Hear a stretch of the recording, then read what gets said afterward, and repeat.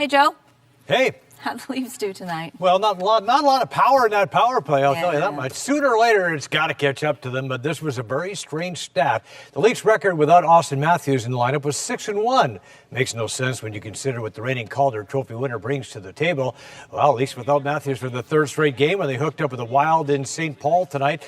A late first period, Leafs get sloppy in their own zone. Ryan Suter keeps it in, gives to Tyler Ennis, who's going to tuck it past Freddie Anderson on the wraparound. 1-0 Minnesota. Second period, Wild power play. Shot from the point, Eric Stahl bangs away. Can't beat a sprawling Freddie Anderson. Same man advantage. Mike Riley cranks from the point, wide off the boards, right to Charlie Coyle, but he hits a post.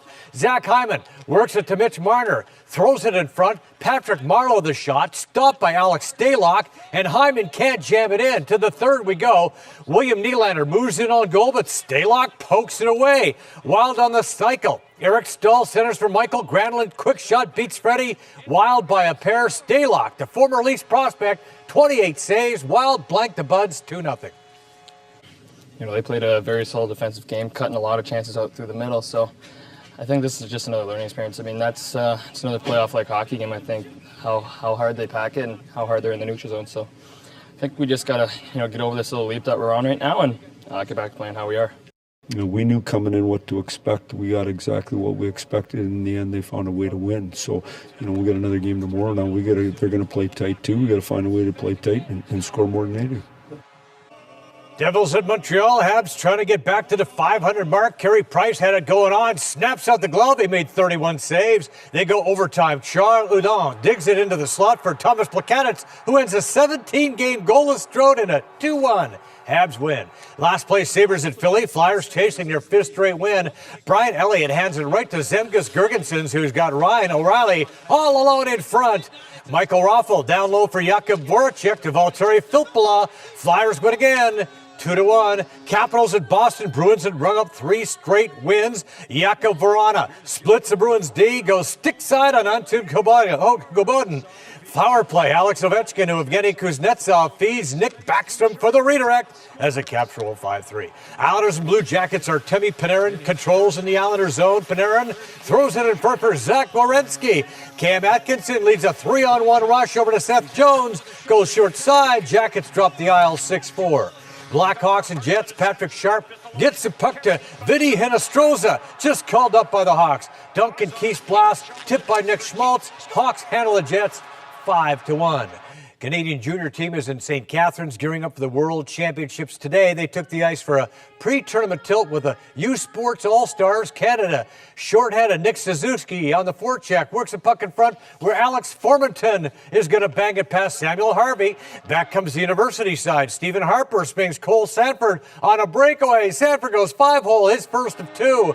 Canadian power play, Cale Clegg threads one through from the point. That finds the net, but a bad change leads to this. Jason Fram scores, but 6 ticks left to give the U Sports side a 4-3 win to sweep the 2-game series.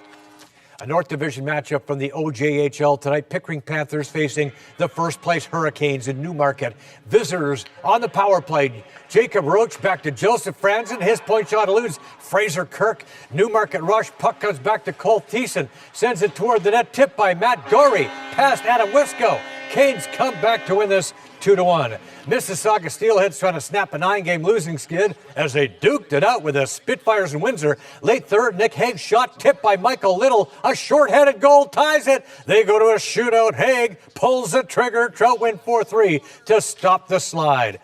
Well, the Rat Pack is back in town for a Friday night tip with the Nets tonight. Cavaliers second in the East, 4 games up the Raps with the Lakers in town. Jeff Green tries, won't go, but he gives to LeBron James, and the Lakers clear the lane uncontested. Slammerama. James, full court feed for Kevin Love. Braun with a triple-double. Cavs roll 121 to 112. Kings and Timberwolves, Karl Anthony Towns work in the offensive glass. The and one. Towns with 30 points, 14 boards.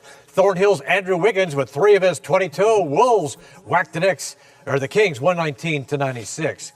Not the greatest looking matchup to kick off Week 15 of the NFL season. The 4-9 Denver Broncos at Indy to face the 3-10 Colts, losers of 4 straight. Colts driving early. Jacoby Brissett drops back. He's going to take off, and it's a 7-yard touchdown. Brock Osweiler is going to find Cody Latimer. A 22-yard score. Broncos were back to win it 25-13.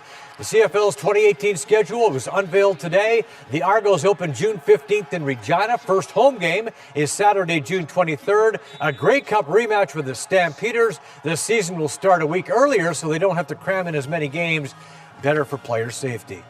A week and a half to go before I ride off into the sunset. Tonight we talk about the Blue Jays, who wrapped up the winter meetings today without any significant moves. Rogers is apparently willing to sell the club. Toronto and Canada have fallen in love with this team the past few years.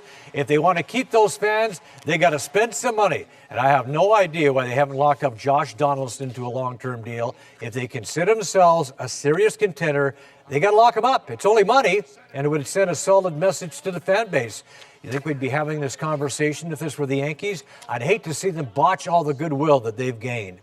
And finally, we offer this blast for the past, Joe and Ted's excellent sports adventure, Best of 95, with our old pal, fabulous Ted Fabro.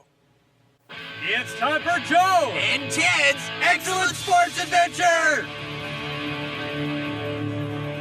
Joe and I had a tough time figuring out how to wrap up the year. Ted wanted to show all the really great plays.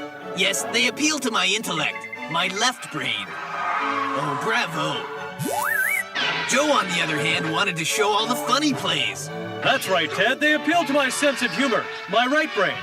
Oh, that's funny. But after many hours of calm debate, we finally arrived at a compromise. It's Joe and Ted's 95 in review. Entertainment for your brainstem!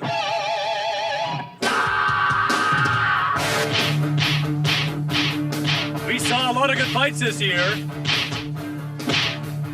Some real knockout performances. When you see something like that, you go a little bit wild. Yeah, that's wild. But don't lose complete control. Whoa!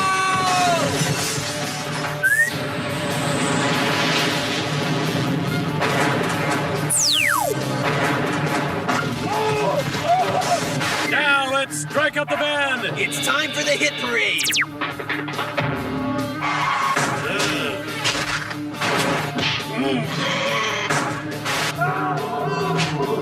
Hold on tight. There's trouble afoot. Trouble ahead, too. Trouble all over.